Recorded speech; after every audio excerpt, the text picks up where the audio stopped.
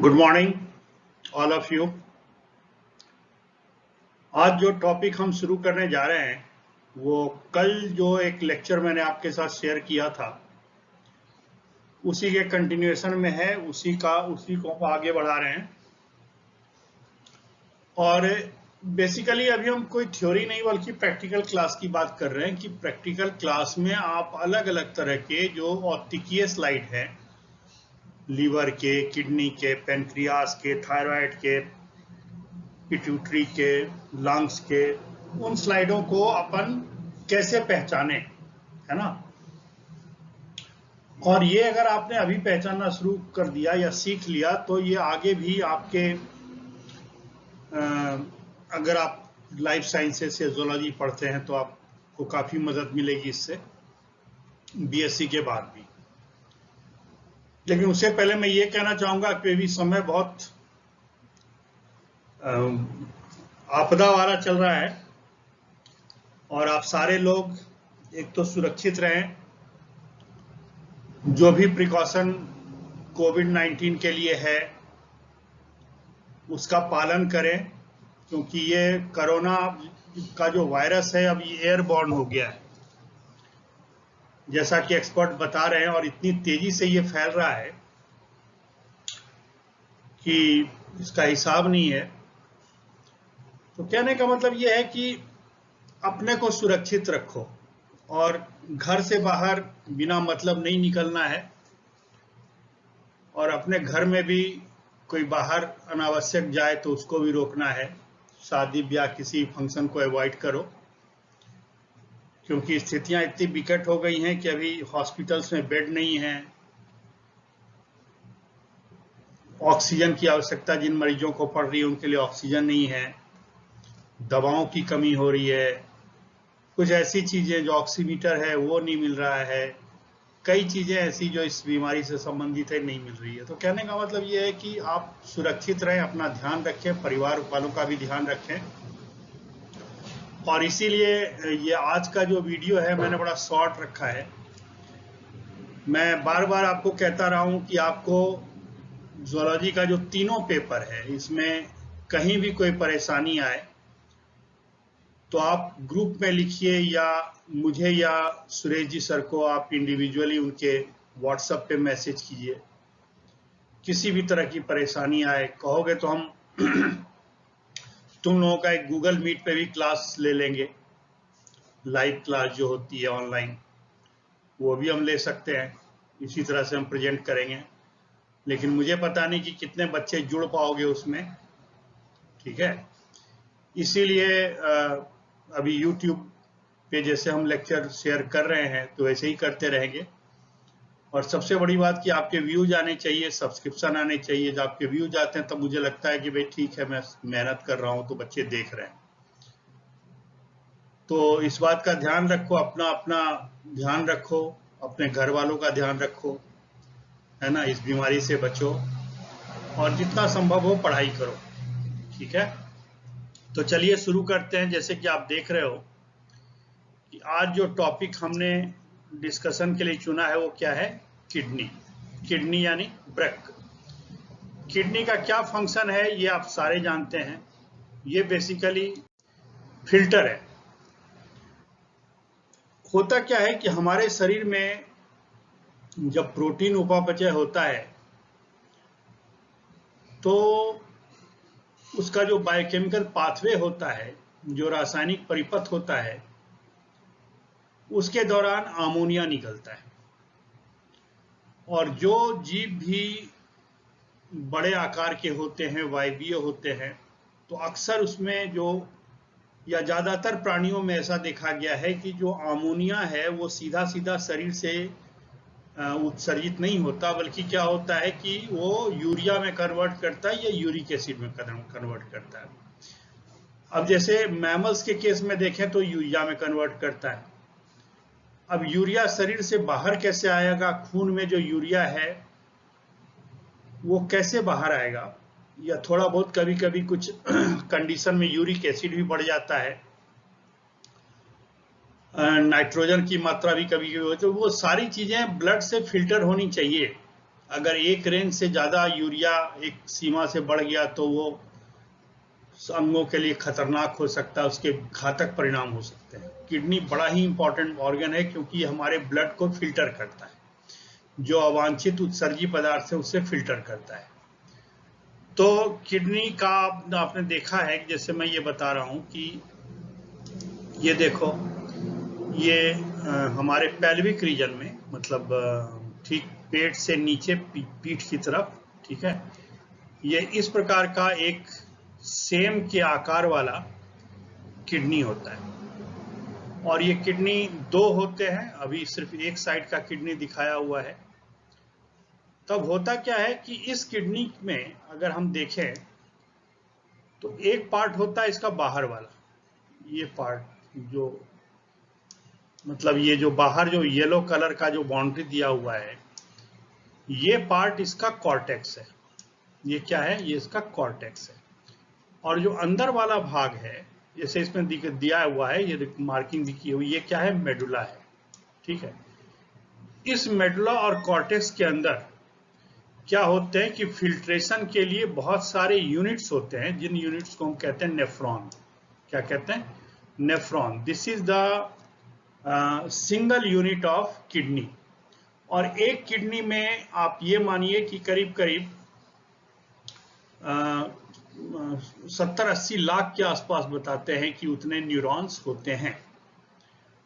अब एक अगर हम देखें, एक नेफ्रॉन की बात करें तो ये जो संरचना जो दिखाई गई है वो नेफ्रॉन है।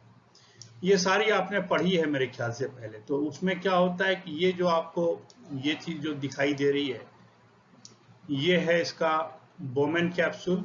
और अंदर क्या है कि एक ये जो नेट जैसी संरचना, इसको हम कहते हैं ग्लोमेरुलस। और इन दोनों को मिला करके हम मेल्पिगियन कैप्सूल बोलते हैं। तो खून आता है एक नलिका से जिसको हम एफरेंट कहते हैं, वो जाकर के यहाँ बहुत सारी नालियों में, छोटे छोटे केशिकाओं में बदल जाता है, और फिर वहां से इफरेंट ब्लड वेसल्स के नाम पे बाहर आता है।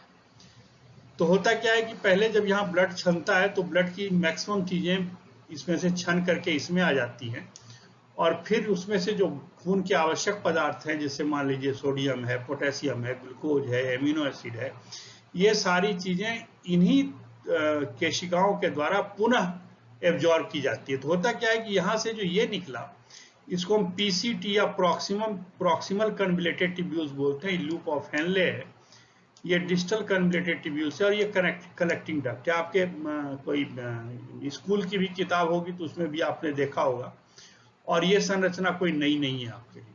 जो बोमेन कैप्सूल, इसमें क्या होता है कि इफरेंट आता है, यहाँ पर वो इस तरह की संरचना बना लेता है जो एक छलनी का काम करती है, और इस प्रेशर में फिर ये छनता है। तो एक्चुअली जो फिजियोलॉजी है एक्सक्रीशन की, उसकी चर्चा मैं यहाँ नहीं करने जा रहा हूँ। ये सिर्फ इसलिए समझाना चाह रहा हूँ कि क्योंकि इसकी संरचना जब तक आप नहीं समझेंगे तब तक आपको किडनी की हिस्टोलॉजी समझ में नहीं आएगी।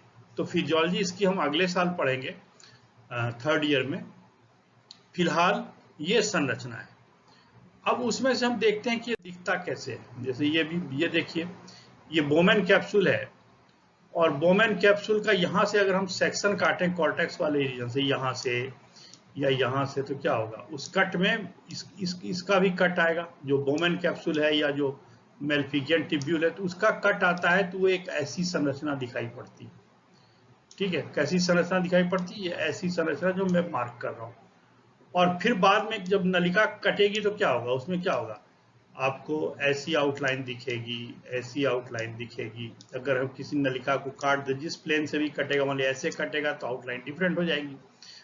तो जितनी नलिकाएं हैं उसकी आउटलाइन तो कुछ इस तरह की होती है, और जो बोमेन कैप्सूल जहां पर सेक्शन में कटता है ना, वो ऐसा दिखाई देता है। ये बात ध्यान रखनी है। तो अगर हम काट रहे हैं इसको, तो सेक्शन कहाँ का कट रहा है? अगर कॉर्टेक्स वाला रीजन से, ये आपको पता है कि जो ऊपर वाला रीजन है, ये इतना पार्ट जो है ये कॉर्टेक्स है। कॉर्टेक्स और मेडुला हमने आपको बताया, और नीचे वाला भाग जो है मेडुला। मतलब मेडुला में क्या होता है कि ये PCT, DCT, loop of Henle जो असेंडिंग और डिसेंडिंग लूप है, ये कलेक्टिंग डक्ट है, ये सारी चीजें आती हैं। इसका जो कट आएगा ये तभी आएगा जब कॉर्टेक्स रीजन में हम कोई का सेक्शन लेंगे। मतलब जब हम स्लाइड बना रहे हैं तो किडनी जैसे भी रखी है, तो किडनी में अगर कॉर्टेक्स वाला पार्ट कट करके आएगा तब हमको एक ऐसी संरचना दिखाई पड़ेगी, नहीं तो इस प्रकार की आउटलाइन दिखाई देगी। ये बात अपने को समझनी है सबसे पहले कि क्या क्या अपने को दिख सकता है, what can we expect in the histological slide of kidney. तो अब देखिए, अब इसको देख करके आपको समझ में थोड़ा बहुत तो आ ही रहा होगा, है ना। इसको देख के आपको पता चल रहा होगा कि बेसिकली जैसे देखिए, एक सेकंड, अब ये देखो, ये क्या दिख रहा है जो मैं मार्क कर रहा हूं, ये देखिए, मैं एक हाईलाइट करता हूं, ये जो रीजन है किसका रीजन है बताइए। ये ऑब्वियस ही बात है कि ये जो पार्ट है या ये पार्ट है, ये पार्ट है, ये सारे पार्ट किसके सेक्शन है, जो मेलपिगियन बॉडी जो कटी थी उसके सेक्शन का भाग है। ये हुआ, ये हुआ, ये हुआ, है ना। ये सारा का सारा किसका सेक्शन है, ये मेलपिगियन बॉडी या बोमेन कैप्सूल वाला जो रीजन था, वहां जो नलिकाएं ब्रांच हो गई थी उसका सेक्शन है।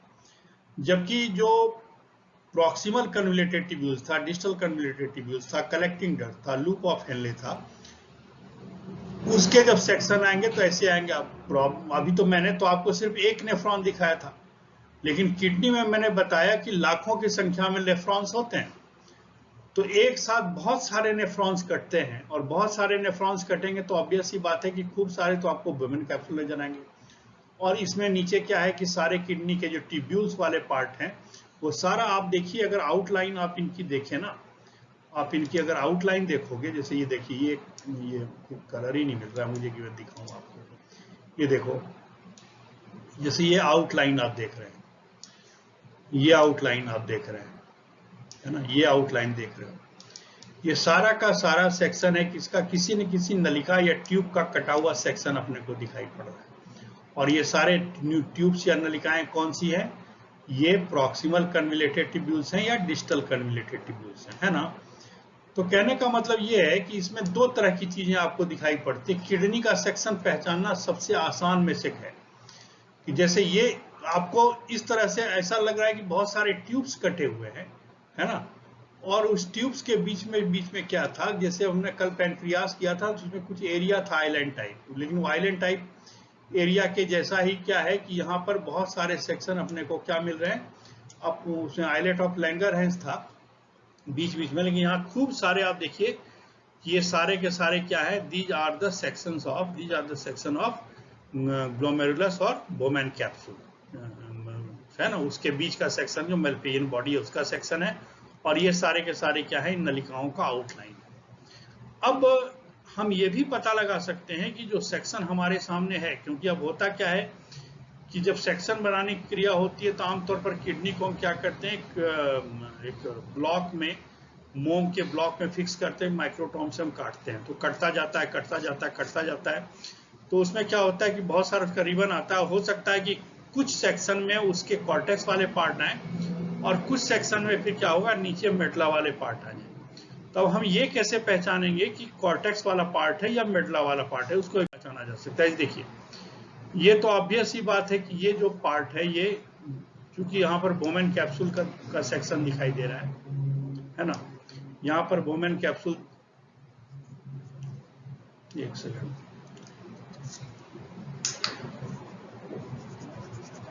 ये कहाँ चला गया कर्सर, हाँ, ये बोमेन कैप्सूल दिखाई दे रहा है ना, ये थोड़ा लाइन आउटलाइन नहीं बन पा रही, और बोमेन कैप्सूल दिख रहा है, और ये सारा पार्ट जो है, ये सारा जो देख रहे हो, ये क्या है, ये यहाँ पर वाला पार्ट देखिए, ये लगता है ट्यूब जैसा कटा हुआ, ये थोड़ा हाई मैग्निफिकेशन वाला सेक्शन है, मतलब ये 40x से ऊपर का ऑब्जेक्टिव से जब हम देखेंगे तो ऐसा पता चलेगा।